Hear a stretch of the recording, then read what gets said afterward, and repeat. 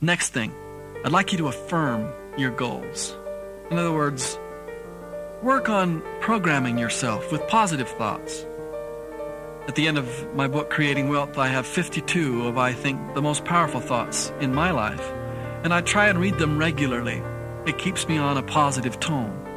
Let me read you a few of them. Andrew Jackson said, "One man with courage makes a majority." That kind of helps sometimes when you're worried about taking a risk.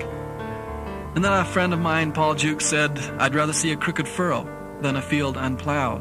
That helps me when I need to get myself started. And then Joel Weldon says, "Don't compete, create.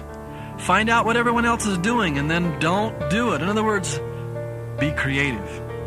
And then that great William James, who said, "Human beings can alter their lives by altering their attitudes of mind." Some of these thoughts, over and over again repeated, can help. You know, I even went so far as to create my own affirmation. I called it a 60-second commercial to me. Now, I know this may sound a little silly, and it probably was, but it surely helped me at a time when I was going through my graduate studies and my MBA program, and I was discouraged, and I needed help. And I sat down one day and I said, you know, I do have some blessings.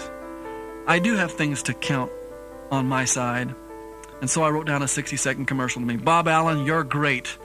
You're one of the few individuals in the world who thinks the way you think." And I went on to say, "You're enthusiastic. You're a great leader." And although I wasn't, it sure helped myself to remind myself that I had that kind of potential. The next step is to replace all of those thoughts about luck with a new thought about probability. In other words, don't think about being lucky or unlucky.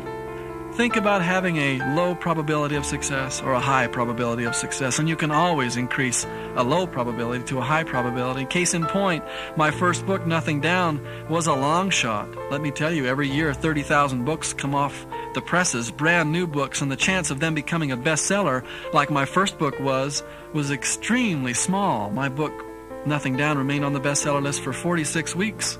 This is the New York Times bestseller list, and I must admit that's a long shot. How did I increase the probability that that would be a success, and I did not count on the luck being a major factor in it? Well, first of all, instead of sending my manuscript in to my editor, Simon & Schuster, since I didn't have a connection there, I knew that the probability of getting that selected was almost nil. So I went to a major publishers convention in Atlanta, and I waited until the right moment to talk to the president of Simon & Schuster. Now, I was frightened. My heart was in my throat. But I waited for the right moment, and then I showed him a complete package on my book that I had prepared before I got there, with a beautiful cover, a professionally edited few chapters, a table of contents with some catchy titles. He immediately saw that I had gone the extra mile and accepted the manuscript. You see, I didn't just leave it to luck. I tried to increase the probability that would be a success, but that wasn't all. I went out on a PR tour. I worked night and day to make sure that people around the country would learn about it. We created a seminar so that people could also come and spread the word.